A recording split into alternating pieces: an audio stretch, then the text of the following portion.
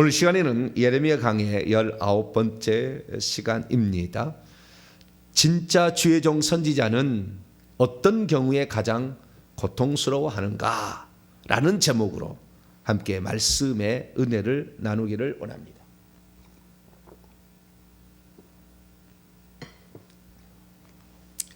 예레미야서가 우리 시대에 아마 마지막 시대를 살아가는 우리에게 가장 귀중한 책이 아니겠는가 그런 생각이 듭니다. 백성들과 제사장과 선지자들과 왕들이 다 타락했어요. 하나님의 말씀이 전혀 그들에게 귀에 들어가지지 않습니다. 그러나 하나님의 음성을 듣고 있는 예레미야 이 선지자는 그 백성들을 바라볼 때 마음이 아픈 거죠.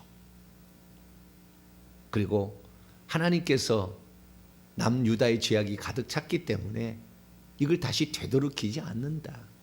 그것이 예레미야 19장에 나오는 옹기를 깨뜨리는 거죠. 토기장 옹기를 깨뜨림으로 다시 회복이 안 된다. 그걸 잘 알고 있죠. 그러나 다른 사람들은 다 그렇지 않다. 이렇게 얘기를 했을 때에 그냥 그렇게 얘기만 하고 끝나면 되는데 그렇지 않고 이제 본격적인 핍박이 시작이 됩니다. 과거에 우리가 한번 고향 사람들이 너 그따위 하지 말아라 해서 죽이려고 했던 적이 있었다. 그래서 선지자는 자기의 고향에서 그 선지자 제법을 못 받는다. 예수님이 그런 얘기를 했듯이 꼭 그렇게 되었었죠. 근데 이제는 제사장 좀 이따 한 번 더 나오면 이제 선지자가 나오고요. 그 다음에 왕들도 또 나와요. 이런 사람들이 본격적으로 예레미야를 핍박하고 때리고 죽이고 죽이려 하고 감옥에 가두는 이러한 상황으로 이제 치닫게 되는 것입니다. 그래서 우리가 이 예레미야서의 어쩌면 주제, 예레미야서의 어쩌면 요절이라 하는 구절이 오늘 본문에 나오는 거예요. 그 예레미야가 예언을 할 수 없도록 수많은 어려움들, 장애가 닥쳤지만 그것을 안 할 수 없다는 거예요. 그게 바로 오늘 20장 9절이에요. 20장 9절. 이 마음이 바로 선지자의 참된 주의 종의 선지자의 마음이에요. 예레미야서의 주제라고 볼 수가 있어요. 자, 예레미야 20장 9절 말씀을 한번 읽어볼까요? 시작. 내가 다시는 여호와를 선포하지 아니하며 그의 이름으로 말하지 아니하리라 하면 나의 마음이 불붙는 것 같아서 골수에 사무치니 답답하여 견딜 수 없나이다. 주변은 그렇게 말하면 죽이겠다고 하고 때리고 막 목에 착골을 채워서 막 가둬놓고 막 그렇게 해서 어려움을 당하는데 그러면 이런 생각이 들 거 아니에요. 너희들 중에 일부는 건질 자가 있어서 하나님께 회개하고 그 죽음 가운데서 죽음을 면하라고 얘기를 하고 있는데 나를 이렇게 대접하다니 다 죽어버리라 그냥 막. 나는 이제 얘기 안 하겠다. 이제. 뭐 그렇게 화를 낼 수가 있지 않겠어요. 그잖아요. 내 좋은 일 하라고 하는 게 아니라 다 너희들 살리라고 하는 얘기고 하나님의 그 징계 앞에서 우리는 회개해야만이 설령 이 땅에서 징계를 받아도 천국은 들어갈 수 있잖아요. 그러니까 구원의 문제는 구원의 문제는 사실 예정의 문제가 아니고 구원의 문제는 사실 하나님은 다 구원하기를 원하느나 너희들이 죄를 지음으로 말미암아 그 죄값으로 결국에 너희들이 죽어간다라는, 그래서 구원의 문제는 인간의 책임이 상당히 많이 들어가는 거예요. 하나님이 능력이 없어서 구원을 못 하시는 게 아니라고.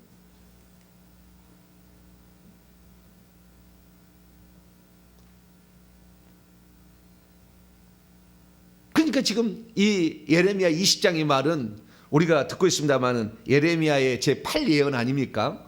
예레미야 본론에 들어가서 2장에서 25장까지의 12가지 단편 예언들 가운데 제8번째 예언 여호와의 절대 주권에 근거한 심판을 경고하고 있죠.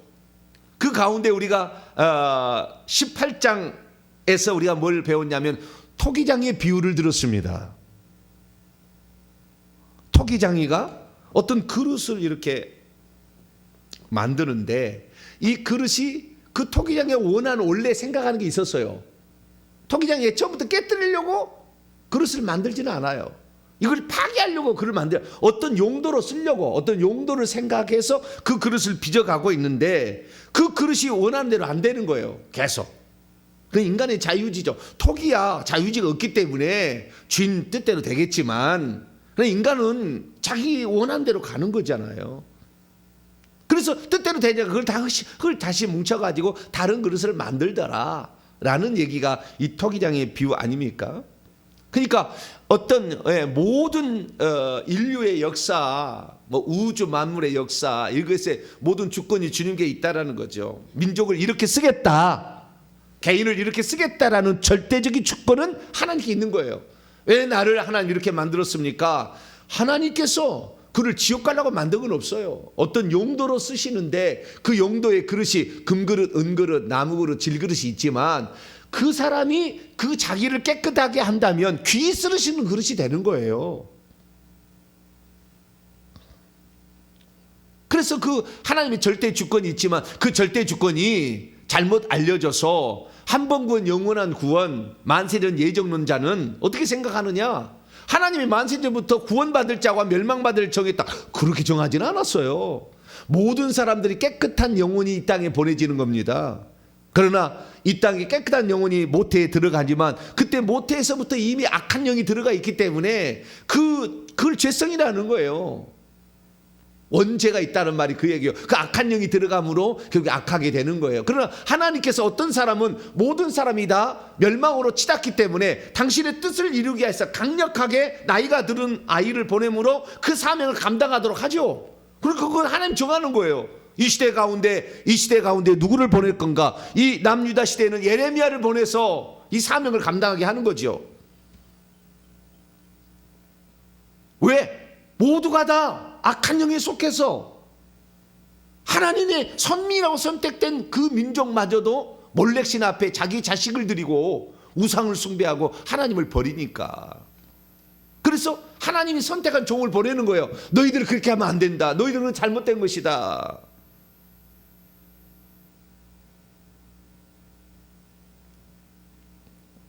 여러분 잘 알아야 되지만 히스기야의 기도로 므낫세가 55년 동안 통치하면서 가장 우상을 많이 숭배해서 남유다의 파멸을 가져온 요인이었지만 히스기야의 기도로 그가 회개하고 천국 가잖아요. 그러나 히스기야가 죄 지었던 것은 죄값을 다 지불하는 거예요. 누군가가. 회개하는 사람이 없었잖아요. 회개한 사람이 없었잖아요. 그러니까 그 죄값을 받는 거예요. 그러나 그 죄값을 받는다고 모두 지옥이 아닌 거예요. 그 사실을 깨닫고 회개하면 천국을 갈 수 있는 거죠. 구원의 문제는 하나님 말씀을 듣고 회개하느냐 이 여부예요. 그리고 하나님께 사명을 받아온 자는 그 말씀대로 순종하느냐 끝까지.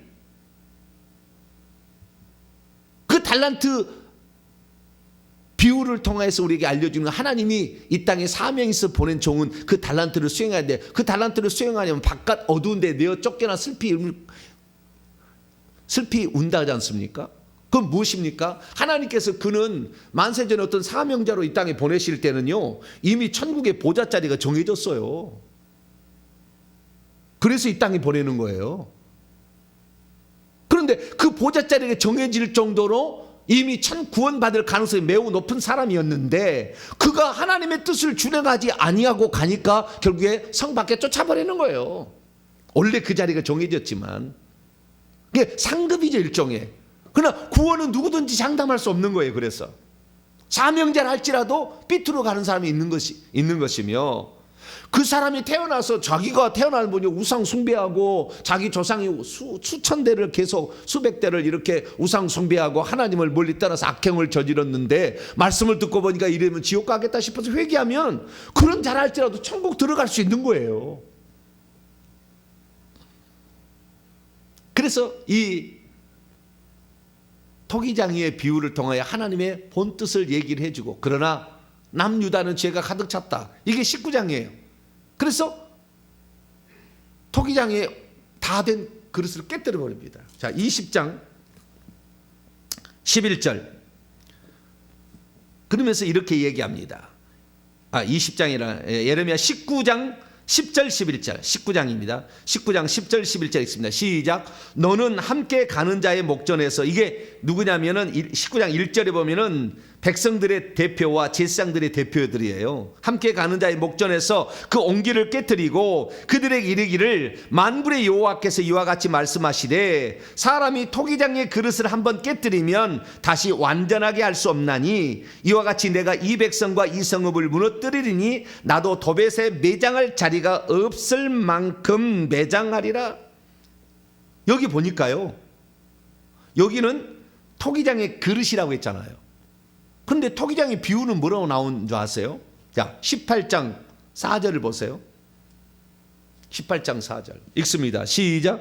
진흙으로 만든 그릇이 토기장의 손에 터짐에 그가 그것으로 자기 의견에 좋은 대로 다른 그릇을 만들더라. 진흙으로 지금 그릇을 빚고 있는 상황은 토기장의 비유지만, 토기장에 깨뜨려 맞은 것이 이미 완성된, 이제 끝난 거예요. 다 깼는데, 다 이렇게 다 됐는데 보니까 토기장이 원하는 그릇이 아니에요. 그러니까 깨뜨리면 두 번 다시 회복이 안 된다는 거예요. 그러나 지금 앞에는 그 진흙으로 그릇을 만들고 있어. 농로에서 덜덜덜 하면서 만들고 있는데 이것이 잘못 원하는 방향으로 안 가니까 이겨가지고 다른 게 만든다는 거예요. 그러니까 우리의 인생은 결국에 하나님께서 끝에 가서 처리를 하는 거예요. 중간에 지옥 천국 보내는 게 아니고, 하나님은 계속 그가 옳은 길을 가도록, 바른 길을 가도록 지도를 하고 선지자를 보내서 알려주고 말씀을 통해서 깨닫게 해주시고 새벽에 이 말씀을 들어서 알 수 있도록 이렇게 해준다 그 말이에요. 그런데 그걸 굳이 안 들으니까, 제가 지난주에 주일날 설교를 했는데요, 주일날 설교를 했는데 그 설교를 듣고 이렇게 누른 사람이 있다니까요. 토기장의 비유를 내가 설명을 했는데 이것이 틀렸다고 이렇게 누른 사람이 있어요. 제 설교를 이렇게 누른 사람 거의 없습니다. 아직도 그러는 거예요. 아직도 못 듣겠다는 거예요. 한 번 구원 영원한 구원이지. 맞습니다. 한 번 구원 영원한 구원이어야 하죠. 당연히 이어야 합니다.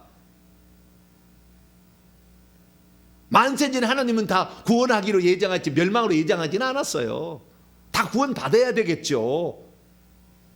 모든 사람이 하나님 구원받기를 원하시기 때문에 구원 받아야 되는데, 실제적으로 인간은 자유의지가 있기 때문에 그 죄를 회개치 못한 사람은 결국에 지옥에 가는 거죠.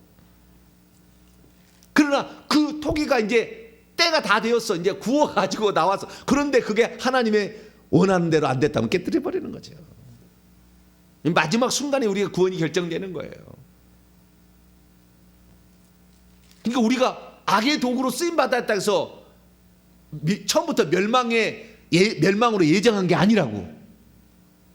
우리가 우상 숭배하고 지금 있다고 그래서 처음부터 멸망으로 치닫기 위해서 만든 게 아니라고. 아닌 겁니다. 이 땅에서 살면서 우리가 사탄 마귀의 장난에 놀아서 그들의 속임에 넘어가서 결국에 우리가 지옥에 가는 건데, 회개한다면 누구든지 구원 받을 수 있다는 거 얘기하는 거예요. 이것이 원래 토기장의 비유였다고 예레미야 18장 7절 8절 9절 10절에 나와 있다, 이렇게 제가 말씀을 드린 거 아닙니까? 그런데 이 사실을 어디에서 얘기했느냐, 19장 14절 보니까 지금까지 그런다면 도벳이라는 그 흰놈의 골짜기에서 얘기를 했어요. 그러다가 14절에 예레미야가 여호와께서 자기를 보내사 예언하게 하신 도벳에서 돌아와 어디로 갔냐면 여호와의 집들로 갔습니다. 그래서 모든 백성에게 말하기를, 만군의 여호와 이스라엘 하나님께서 이와 같이 말씀하십니다. 보라, 내가 이 성읍 예루살렘에 대하여 선언한 모든 재앙이 이 성읍과 그 모든 촌락에 내릴 것이니까. 왜 그렇습니까? 이는 그들이 목을 곧게 하여 뻣뻣하게 하여 내 말을 끝까지 듣지 아니했기 때문에 그렇다. 지금이라도 회개한다면 그의 영혼은 지옥 가지 않는다니까요. 바빌론에게 혹시 해를 당한다 할지라도. 그런데 끝까지 목을 뻣뻣하게 하고 말을 듣지 않는 겁니다. 근데 무슨 일이 있었느냐? 그 중에 20장 1절입니다. 임멜의 아들 제사장 바술이 성경에 3번 이상 나오는데 동명이인인데 여기에는 임멜의 아들 정확히 나와요. 임멜의 아들 제사장 바술이에요.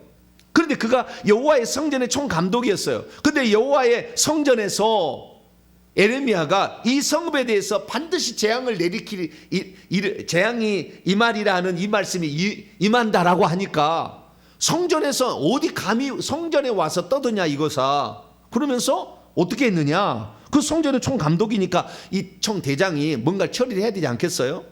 그런데 하나님의 그 말씀을 들을 수 있는 귀가 없으니까 그가 예레미야의 이 예언함을 듣고 말하기를 이전에 선자 예레미야를 갖다 때렸대요. 쳤어요. 뺨을 때렸는지 태장으로 40번을 때렸다는 사람도 있고 해석은 좌우지간 때렸어요. 쳤습니다. 그리고 여호와의 성전에 있는 베냐민 문이라는 그 위층이 아니라 위쪽이라고 해야 되는 것이 더 원문 같습니다. 위쪽에 목에 씌우는 나무 고랑, 목에다가 이렇게 착고를 채우잖아요. 착고를 채워가지고 어떤 성전 문에다가 이렇게 묶어놓은 거예요. 밤새도록.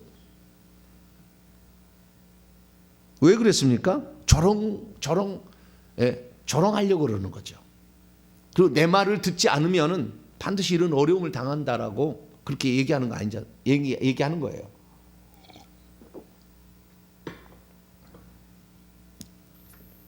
그러니까 매로 맞아서 몸은 쓰라리고 아픈데 거기다 목까지 채워서 목에 채워서 묶어두었으니 앉을 수가 있습니까? 제대로 밤새도록 서서 목이 땡길 거 아니에요. 이렇게 하면은 이제 막 얼마나 힘들겠어요. 그때 하나님이 나타나서 예레미야에게 말합니다. 3가지 것을 얘기를 합니다. 무슨 3가지 얘기하느냐? 첫째, 바술의 이름을 나는 이제 바술이라 하지 아니하고 마골 밋사빕이라고 부를 것이다. 그렇게 전화를 하는 겁니다. 바술이란 말은요, 자유라는 말에서 왔어요. 그래서 바술이란 말은 자유를 주는 자라는 뜻입니다. 예. 자유를 가져다 주는 자, 예. 자유롭게 하는 자라는 뜻입니다. 바술이란 자유롭게 하는 자, 자유를 가져다 주는 자라는 뜻인데 마골 밋사빕은 각주에 나왔죠. 사방으로 두려움이라고. 예. 사방으로부터의 공포라는 뜻입니다. 사방으로부터의 두려움, 예. 사방으로부터의 공포. 그러니까 너는 모든 사람에게 자유를 주는 것이 아니라 너로 말미암아 모든 사람이 나중에 다 공포에 시달릴 거다. 왜? 이 성은 하나님의 성전이니까 절대 멸망하지 않을 것이다. 파괴되지 않을 것이다. 이 성전이 있는 성읍도 파괴되지 않을 것이다. 자, 14장 넘어가 봐요. 거짓 선지자들이 다 그렇게 예언했잖아요. 14장 13절입니다.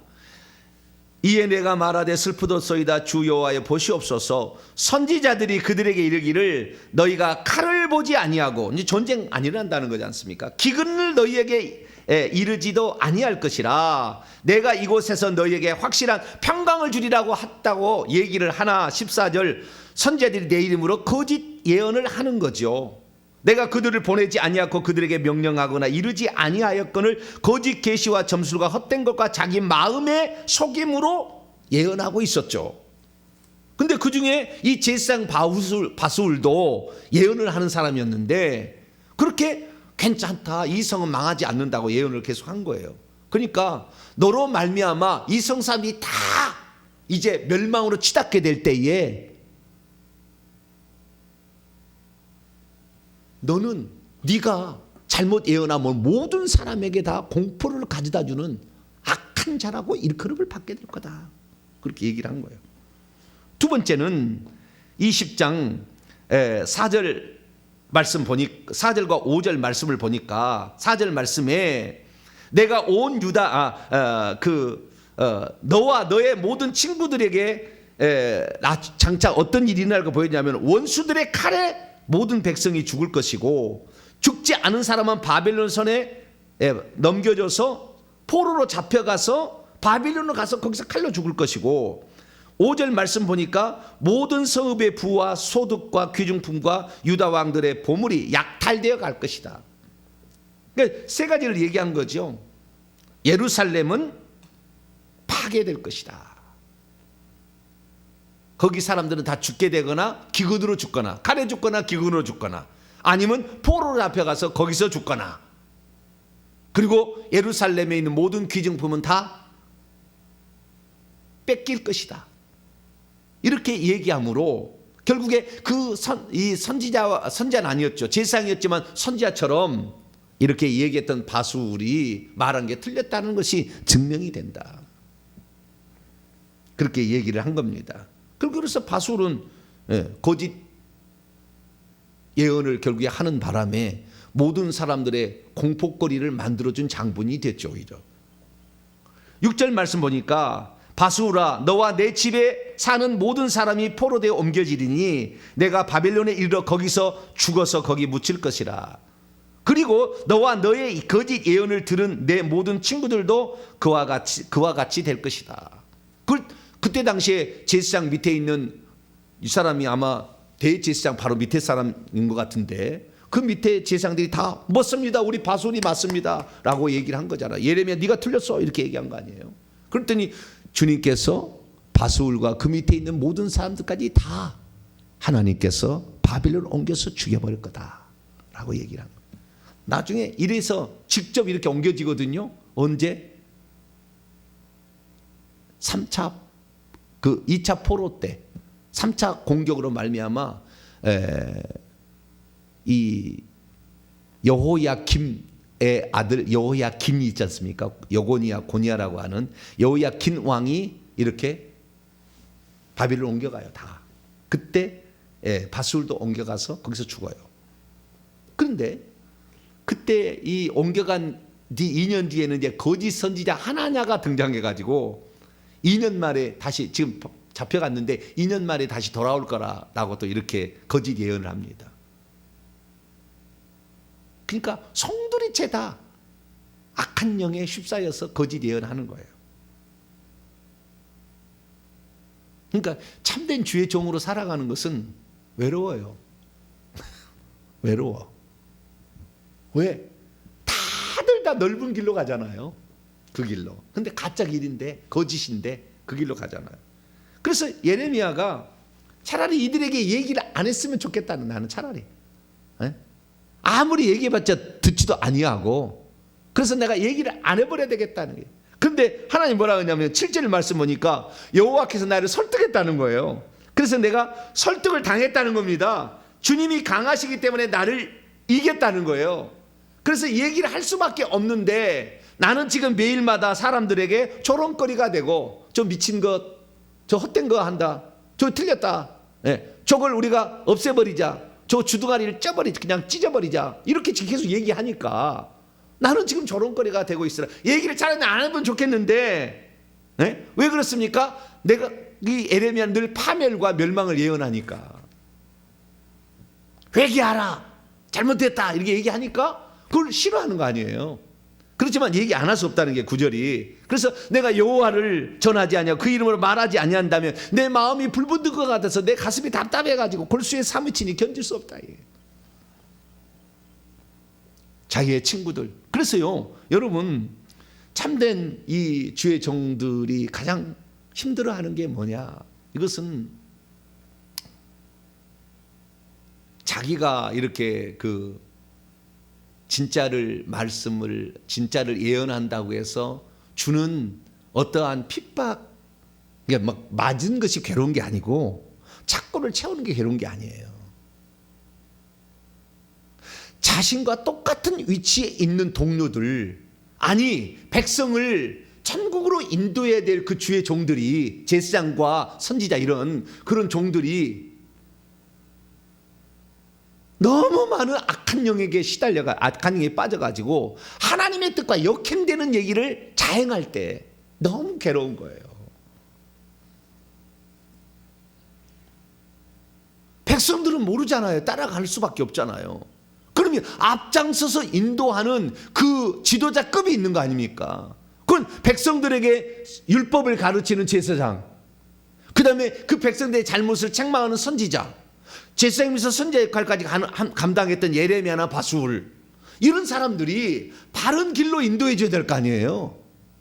근데 이 사람들 때문에 결국에 지옥 가는 거 아니에요, 다.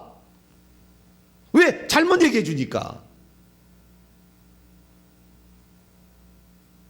근데 나중에 뭐예요? 내가 차라리 태어나지 않았더라면 이 험한 꼴을 보지 않았을 텐데 라고까지 얘기해요. 욥처럼 비슷하게. 엄마가 왜 나를 못해서 나를 태어나게 해가지고 이 몹쓸 꼴을 다 보게 되는 것인가. 그렇게 얘기를 하는 거예요. 그러니까 이 선지자들에 있어서 가장 안타까운 것은 진리를 얘기하는데도 진리가 아니라고 동료들이 와서 매도해서 그를 이상하게 만드는 거잖아요. 이게 제일 괴로운 거예요.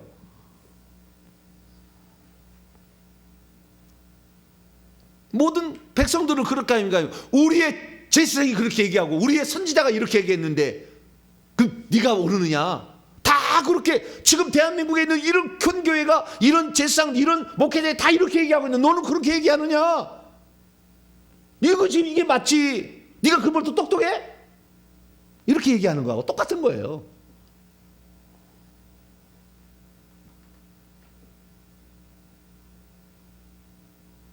얼마나 하나님께서 답답하시겠어요. 그 마음을 지금 예레미야가 답답한 심정을 얘기를 하고 있는 거죠. 하나님의 뜻을 가장 정확하게 파악해서 백성과 그리고 시민들에게 얘기해 줘야 될 그 책임 있는 자들이 자신과 똑같은 위치에 있는 동료들이 하나님의 뜻을 알지 못한 채 거짓 예언을 진리처럼 얘기하고 있을 때 가장 마음이 아프다 그 말이에요. 백성들이 뭘 압니까? 백성들이 지도급에 있는 그 사람들이. 그래서 지도자의 죄가 큰 거예요. 그러니까 목사들이 천국 가기 너무 어려운 거예요. 제일 어려운 겁니다.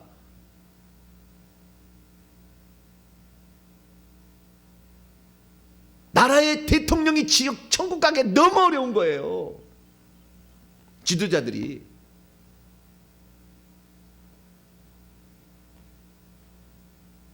우리가 그래서요, 성도들은 지도자를 위해서 기도를 좀 해줘야 돼요.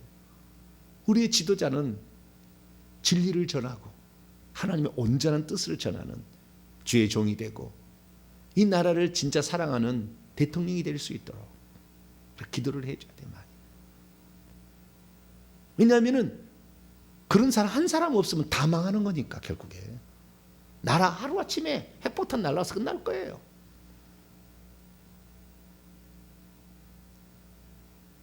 그래서 참 기도가 많이 필요한 거예요. 그래서요, 예수님께서 부활 승천하신 후에 사도 요한에게 한 얘기 가운데 내가 반드시 그는 절대 천국에 있게 하지 않겠다라고 하는 그 사람이 어떤 사람이냐. 자, 요한계시록 절대 천국에 있지 않게. 그러니까 주의 종들이나 지도자들은요, 천국 갈 확률이 0.00001%나 되나 모르겠어요. 거의 어려워요. 21장 8절 말씀 보면은 거짓말하는 모든 자들은 불과 유황으로 타는 못에 던져진다고 그랬어요. 거짓말하는 자, 거짓 예언하는 자죠. 구약으로 치자면 21장 27절 말씀 보면 거짓말하는 자는 결코 그 성 안으로 들어가지 못할 것이다. 22장 15절 말씀은 거짓말을 좋아하며 지어내는 자는 다 성 밖에 있으리라. 반드시 천국에서 쫓아내버리겠다고 약속한 것이 거짓말하는 자예요. 거짓 예언하는 자. 어떤 사람은 겁도 없이 주의 종이 되죠. 겁도 없이. 그래가지고 자기가 거짓말했는데 자기의 거짓말을 듣고 지옥 가는 사람이 있는데 그 사람이 천국 가겠냐고 한번 생각해 보세요. 지옥에서 뭐라고 해서 네 얘기 듣고 내가 지옥에 왔는데 너는 천국에 있냐? 어떻게 하나님 저럴 수 있어? 절대 그러니까 진짜 천국 못 간다니까요. 지도자는.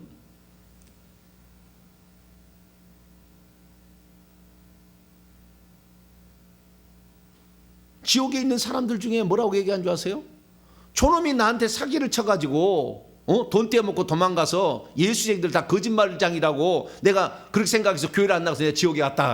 알고 보니까 예수님은 참 진짠데 왔다는 거예요. 그런데 그렇게 해서 돈 떼먹고 간 장로가 천국 가겠냐고요. 불가능합니다. 불가능하는 거예요. 주의 종들 천국 가기 어려워요. 하나님께 두렵고 떨림으로 이 직분을 감당해야 돼요. 말 잘못하면 반드시 그 벌을 주는데 절대 그 성 안으로 들어가지는 못하게 하겠다 이래요. 네가 아무리 다른 사람을 전도를 많이 하고 이 교계에 큰 일을 했고 많은 사람을 전도해서 천국 간다 할지라도 너의 잘못으로 말미암아 지옥 간 사람이 있으면 너는 천국 못 간다 이거예요. 그래서 결국에 지도자가 천국에 들어가기 어렵다. 목사가 천국에 들어오면은 모든 사람이 일어나 박수를 친다는 거예요. 너 아무나 오랜만에 어쩌다가 한 사람씩 올라온대요. 목사들은. 그리고 우리가 이 시대를 살아가는 우리가 참 진리를 우리가 듣기를 사모해야 되는데 저와 여러분들은 끝까지 진리가 우리를 자유케 한다는 걸 알고 그 진리를 믿고 성경의 가르침을 온전한 가르침을 따라가고 이 시대를 준비해서 마지막 시대에 회개해서 천국도 준비하고 내 가정의 저주도 다 없애서 우리 모두가 꼭 천국에 들어가는 저와 여러분 되시기를 간절히 바랍니다. 거룩하신 하나님 감사합니다. 참된 주의 종들은 매질을 당하고 감금을 당하고 모욕과 치욕거리가 사람들로부터 비웃음거리가 되지만 그러나 하나님께서는 하나님이 말씀하신 것을 끝까지 전하라 그렇게 말씀하셨기에 예레미야는 그것을 전했습니다. 하나님 이 시대 가운데 무엇을 말씀을 우리가 들어야 될 것인가 마음에 새기며 하나님의 참된 종의 말을 듣고 하나님의 뜻에 따라 회개하여 자신의 죄를 돌이켜 죽어서는 다 천국에 들어가는 우리 모두가 되게 해 주옵소서. 우리 주 예수 그리스도의 이름으로 기도하옵나이다.